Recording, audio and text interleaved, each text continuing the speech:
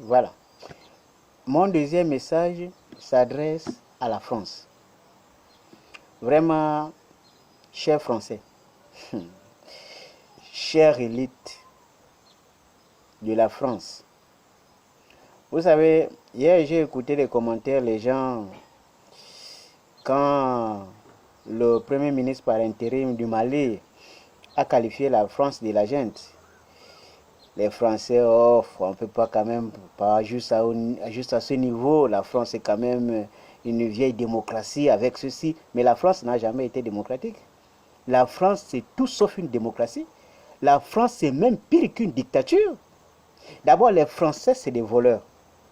Un pays qui a passé tout son temps à voler les autres. Vous parlez de quel genre de démocratie? C'est quoi la définition même de la démocratie? Quelle est la définition que vous-même vous donnez à la démocratie? Quand vous fouillez votre propre livre, quelle est la définition que le livre vous donne concernant la démocratie? La France n'a même pas la liberté d'expression. Je vous rappelle que la presse traditionnelle, elle n'a jamais été démocratique.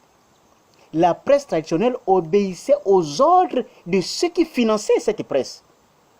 Tous ceux qui ont fait le b.a.-ba en communication, ils savent comment ça se passe. Donc quand Bolloré finance les médias français, ce n'est pas pour parler mal de la France, non. Jamais les médias français n'ont critiqué Bolloré et son rôle en Afrique. Jamais ils ont critiqué Total et son rôle en Afrique. Ce n'est pas les médias. C'était les agents de la CIA au service de la France. Donc la France n'a jamais été une démocratie. La France est tout sauf une démocratie. C'est une dictature d'un niveau supérieur. Et en tête desquels les vrais dictateurs de haut niveau, comme le général de Gaulle, comme patati patata, ils n'ont jamais été une démocratie. D'abord, la France est dirigée par les lobbies. Ça, c'est que vous allez nous donner quel genre d'informations qu'on n'a pas concernant le fonctionnement de la France. Ça, quand vous parlez d'indépendance d'institutions, quel genre d'institutions? Mais si vous avez une indépendance d'institution, à quel moment vous allez dédommager les Africains pour tout ce que vous avez causé comme tort? Pourquoi vous avez du mal à se séparer de l'Afrique définitivement? Pourquoi vous ne libérez pas l'Afrique sur le plan monétaire? Pourquoi? C'est parce que vous êtes encore une dictature. Vous ne le savez pas, mais vous êtes encore une dictature. Moi, je vais vous dire une chose. Ce qu'il faut que les gens comprennent, et que j'interpelle les Français pour qu'ils comprennent très bien. À l'époque, nos grands-parents, nos arrière-grands-parents ont refusé d'aller en Europe. Donc ils ont résisté à l'époque. Ils ont résisté avec les moyens qu'ils disposaient à ce moment-là. Vous avez fait la force, vous avez attrapé plusieurs, vous avez amené des forces. Nous sommes passés à une autre étape, la dénonciation. Nous avons dénoncé pendant longtemps. Il y a eu des intellectuels qui ont dénoncé. Il y a eu des leaders que vous avez assassinés. Les Kwame Nkrumah, le président burkinabé, que vous avez assassiné volontairement pour empêcher de parler. Et maintenant, là, nous sommes à la troisième étape. On ne dénonce plus, là on agit. Et c'est ce que le Mali a pris la décision de passer à la vitesse supérieure avec la Centrafrique. Alors, la troisième guerre, dans le troisième niveau, là, c'est le combat. On agit désormais.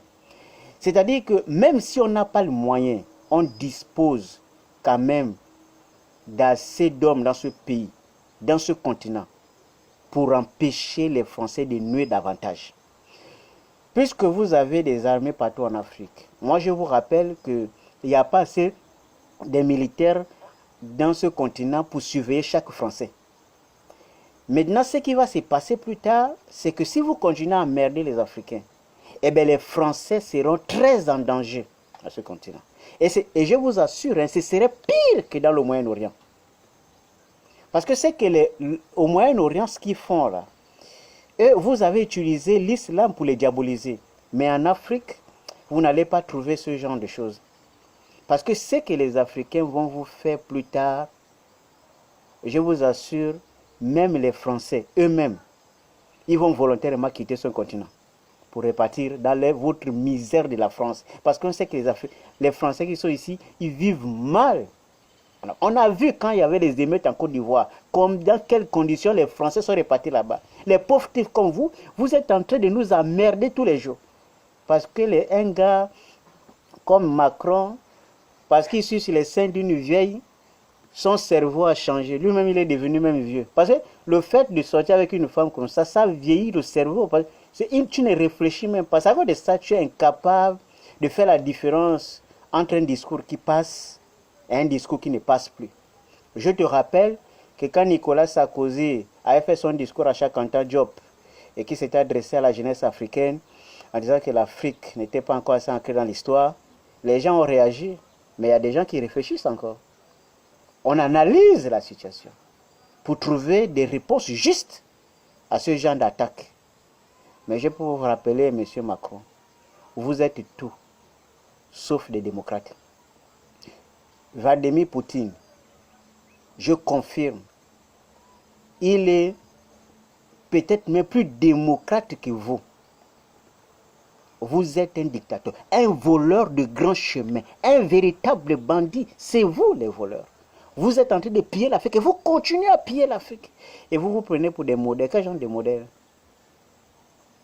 On n'a jamais considéré la France comme modèle. En tout cas, ce sont des idiots qui considèrent la France comme des modèles. La France n'a jamais été une démocratie, c'est tout sauf une démocratie. Prenez le dictionnaire, ouvrez le dictionnaire, fouillez la définition de la démocratie et vérifiez si vraiment vous respectez à la lettre ce qui est écrit dans votre propre langue.